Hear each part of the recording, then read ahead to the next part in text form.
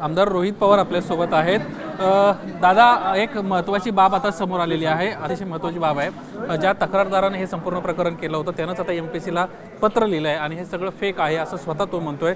प्रवीण पाटील या व्यक्तीने हे केलेलं पत्र आहे असे देखील, ऋषिकेश पाटील असं देखील त्याचं नाव असल्याची माहिती समोर येते। त्याचं हे तक्रारीचं पत्र आहे ज्याच्यामध्ये त्यानं स्पष्टपणे नमूद केलं आहे की हे सर्व खोटं आहे आणि आपण केवळ परत परीक्षा होणार नाही म्हणून हा बनाव रचला असं देखील त्यानं म्हटलं। बरं, मग ऋषिकेश पाटील जो कोणी व्यक्ती असेल तो काय पोलिसांचा अधिकारी आहे का, CID ED कुठला तरी आहे का? आता हा विषय लोकात आलेला आहे, मुलांमध्ये चर्चा नकारात्मक पद्धतीची त्या ठिकाणी व्हायला लागलेली आहे। त्यामुळे आमचं म्हणणं आहे की शहानिशा होणं तितकं महत्त्वाचं आहे। तो आज काय बोलेल ह्याचं आता काही घेणं देणं नाही। पुरावे आता आमच्याकडे आलेले आहेत आणि त्या पुराव्यावर हे सरकार आणि हे आयोग काय करते हे आम्हाला त्या ठिकाणी बघावं लागेल। तुम्ही जर बघितलं, सोनम वांगचुकला तिथं उपोषण मागे घ्यायला लावलं आणि नंतर सोनम वांगचुक म्हणतात माझ्यावर दबाव आणला। आता सोनम वांगचुकवर पण दबाव आणू शकतात, तो ऋषिकेश पाटलावर कोण राहिला? तुम्ही स्पष्टपणे म्हणताय की सरकार त्याच्यावर दबाव आणते आणि त्यामुळे आता त्यांना स्टेटमेंट का नाही करणार? सोनम वांगचुकवर जर दबाव आणू शकत असतील, मोठ्या मोठ्या नेत्यांवर दबाव आणू शकतील, तर हे सामान्य परिवारातला एक मुलगा, त्याला काही सांगितलं असेल, काही भीती दाखवली असेल, तो घाबरला असेल, काही असेल, आम्ही त्यांच्याकडे जाणार नाही ना, हा विषय त्याच्याकडनं आलेला आहे। फक्त त्यांनी तिथं कंप्लेंट दिली होती, हे सगळं सोशल मीडियावर तिथं आलेलं आहे। आणि काही इतर विद्यार्थ्यांनी ज्यांचं या परीक्षेची काही घेणं देणं नाही, त्यांचं बॅकग्राऊंडसुद्धा या परीक्षेच्या बाबतीतलं नाही, ते दुसरी कुठली ती परीक्षा देतात, पण त्यांची काळजी एवढीच होती MPSCचा पेपर सेट करताना जर फुटत असेल तर उद्या जाऊन आम्ही जे पेपर देणार आहोत ते सुद्धा जर फुटले तर हे फार घातक होऊ शकतं, डेंजरस होऊ शकतो। त्यामुळे ऋषिकेश पाटील हा व्यक्ती गौण आहे। महत्त्वाचं काय, आमच्याकडे असणारे पुरावे, ते पुरावे ज्या पद्धतीने आले, ते ज्या पद्धतीने तुम्ही इन्व्हेस्टिगेशन करणारे, ह्या सगळ्या गोष्टी महत्त्वाच्या आहेत। ऋषिकेश गांगुर्डेचं असं म्हणणं आहे, त्याची जी मैत्रीण आहे ज्याच्याकडून हे पुरावे आलेले आहेत तिला मी जाणीवपूर्वक पाठवले जेणेकरून कुठंतरी आपण जर नापास झालेलो आहोत, आपण मागं कुठंतरी राहतो आहोत आणि म्हणून ही पुन्हा एकदा परीक्षा व्हावी यासाठी हा बनाव रचला। म्हणजे 22 तारखेला पेपर होता, 20 तारखेला हे सगळे जर पुरावे पाठवले असतील तर त्या पुराव्यामध्येच जे प्रश्न आहेत ते 90% मॅच होतात। हाच तर आमचा मुद्दा आहे। त्यामुळे हेली तिला पाठवू नाही, तिली ह्याला पाठवू, ह्याचं काही घेणं देणं नाही। पाठवापाठवी झाली आणि ते प्रश्न 90% मॅच झाले आणि ते परीक्षेच्या आधी मॅच झाले, हे जास्त महत्त्वाचं आहे। 20 मार्चला जरी तक्रार झाली असली तरी 24 मार्चपर्यंत यामध्ये विलंब का झाला याचा देखील सरकार तपास करणार आहे अशी देखील बाब समोर येते। तपास करा ना, आणि MPSCचा तपास करा। MPSCकडे रिझल्टच्या आधी 2 दिवस आधी तिथं तक्रार दिली गेली होती, अजूनपर्यंत नुसतं ते त्याच्यावर बसलेले आहेत। तर तुम्ही MPSCचा सुद्धा तपास करता येत असेल, कारण ते स्वायत्त बॉडी आहे, नंतर हात वर करतील। आम्ही स्वायत्त बॉडी असल्या आम्ही काय करू शकत नाही।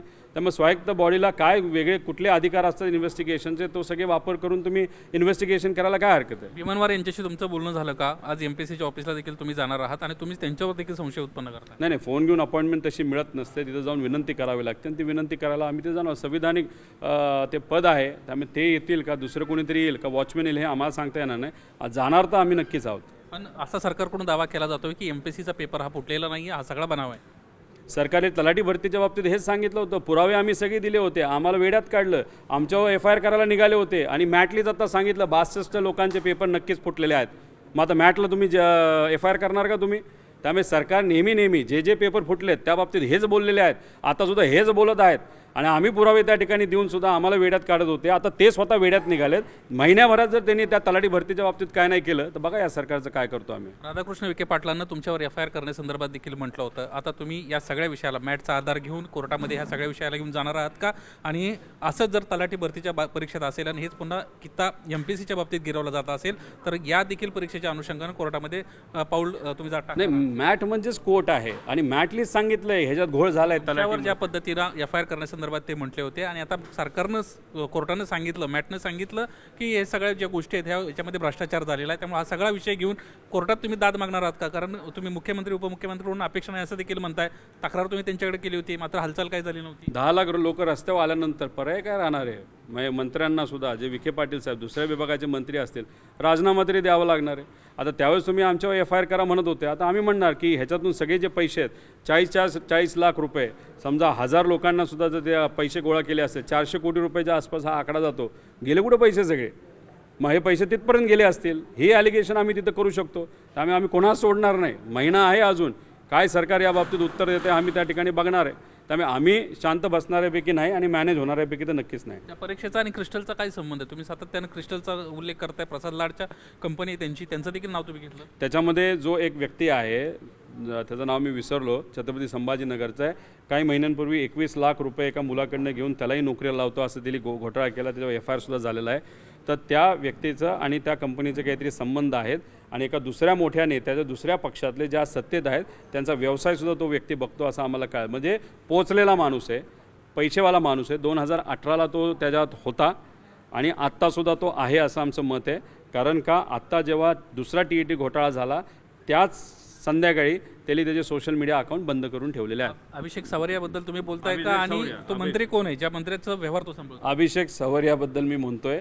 जो मंत्री आहे, मंत्री नाही, मंत्री होता आता मंत्री नाही, असा कोणतरी नेता आहे. सत्ताधारी पक्षाशी संबंधित आहे? हो ना, तो व्यक्ती मंत्री जो आहे तो सत्ताधारी पक्षाशी संबंधित आहे का? आहे मित्रपक्ष. मित्रपक्ष आहे. आपण पाहतोय सरकारशी संबंधित असणाऱ्या मित्रपक्षातील एक व्यक्ती आहे. मंत्री ते आधी होते, आता ते मंत्री नाही आहेत. त्यांचा व्यवहार सांभाळणारा एक व्यक्ती आहे अभिषेक सावरिया. तो देखील या घोटाळ्यामध्ये आहेत. 21 लाख रुपये घेऊन नोकरीला लावतो असं आम्ही दाखवून अनेक तरुणांना देखील फसवले आहे, अशी देखील एक गंभीर आरोप जो आहे तो रोहित पवारांनी केला आहे. कॅमेरामन रोहित कांबळेसह निलेश बुदावले, ABP माझा, मुंबई.